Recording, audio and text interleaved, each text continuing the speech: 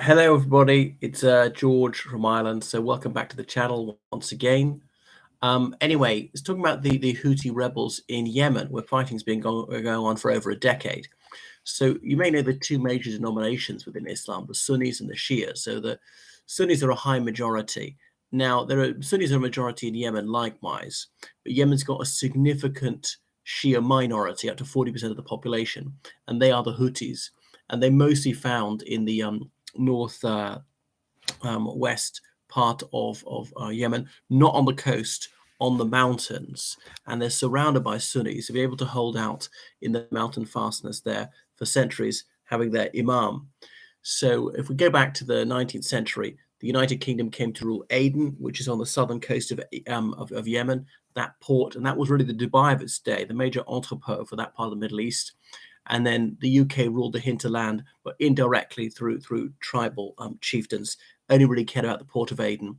Whereas North Yemen, as we came to call it, which is really more to the west than to the north, that was part of the Ottoman Empire. But anyway, the Ottoman Empire came to an end, and then North Yemen, as in the Shia majority area, that was independent, and South Yemen remained as a British colony till 1970, when the United Kingdom withdrew. And then South Yemen was communist inspired. Aden no longer became cosmopolitan. The religious minorities, the Jews, the Zoroastrians, and so forth, the Indian community, they departed, and Aden really went to a downward spiral.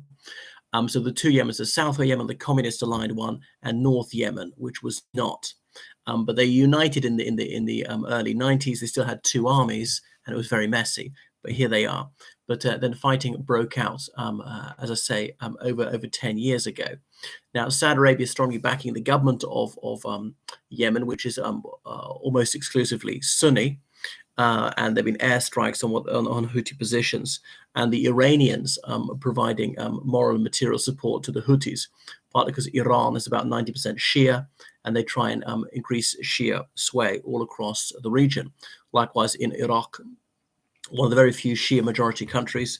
In Bahrain is a Shia majority country, but there's a Sunni dynasty, the Khalifas who've been ruling it for centuries. And let's see, Syria. Bashir al-Assad is one of the 10% of Syrians who are Shia. The Shia have dominated that country, again for several centuries, partly by forming alliances with other minorities, such as Christians, Druze people, Kurds, and so forth.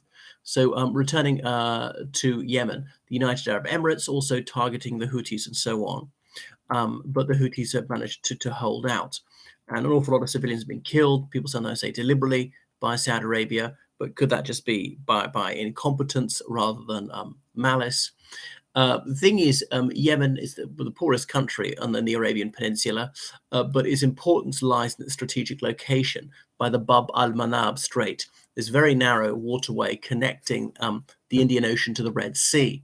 And 15% of global trade passes that way, because obviously then you come onto the Suez Canal, and that's the fast way to the Mediterranean. Well, indeed, the whole of Europe, really. So if there are more attacks on shipping, then insurance premiums are going to go up. Some shipping will have to go the long way around. It's going to take longer. It's going to cost more in terms of fuel and so forth. So that is a real risk that this arterial route will become increasingly unsafe. Since November, there have been over 20 attacks by the Houthi rebels using missiles, drones, using fast boats, even a few helicopters. But I don't know ships have been sunk, and it's actually done minimal damage. But the danger is it might start to do damage. A ship might be sunk. Number of sailors might be killed. So lots of countries, they issued a statement just a few days ago warning the Houthis that they would take action if such provocations do not discontinue. And they said the attacks on these merchant ships were illegal, unacceptable, and profoundly destabilizing.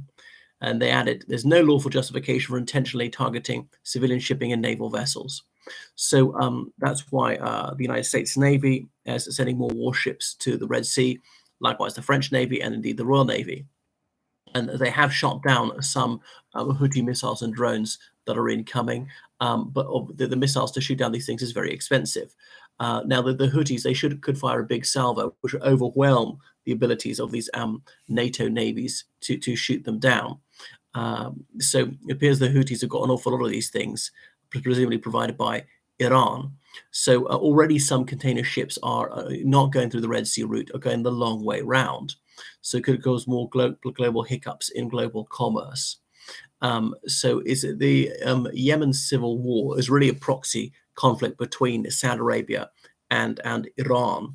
So perhaps to threaten Iran to withdraw from this. I mean, the Saudi Arabians, they accept they lost Syria some time ago. Assad is largely in control of Syria. The fighting's still going on there. It's been going on for, my God, almost 13 years. I can't believe it.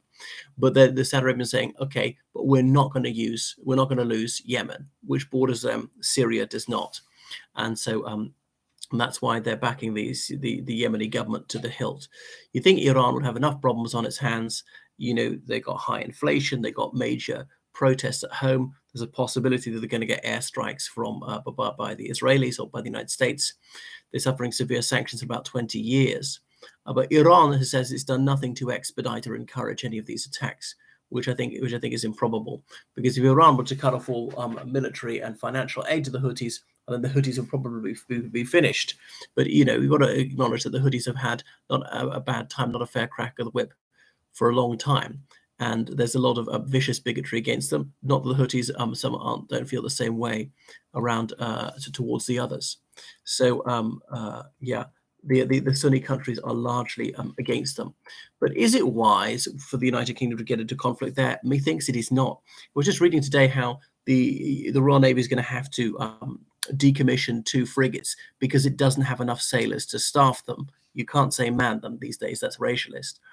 The UK just doesn't have the capability, doesn't have the manpower, the equipment, or anything, especially giving away so much military equipment to Ukraine. Because small wars have a habit of turning into big ones. This could be a conventional conflict against Iran. I don't think it would be, but there's a considerable chance it would be. So I just think there's a risk that can't be run.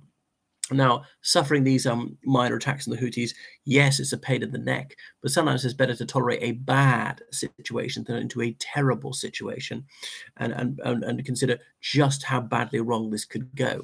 I remember when the United States, quite a few years ago, almost 20 years ago, was considering intervention in Yemen. There was this other Irish boy, this foreign affairs expert, Dr. Dennis Edward Burke, and he said, first thing that the Bush administration should do is ponder just how very badly wrong this could turn out. So just don't do so. Don't bite off more than you can chew. And that's what I think the United Kingdom should do is just to desist from intervention, because it simply doesn't have the capacity to get involved in a conflict there. There have been cutbacks and cutbacks, and it just has far too few soldiers, Air Force personnel, and sailors, and all sorts of assets. Anyway, thank you so much for watching my channel. Please subscribe to me and donate to me on PayPal, georgecallan79@gmail.com. Goodbye.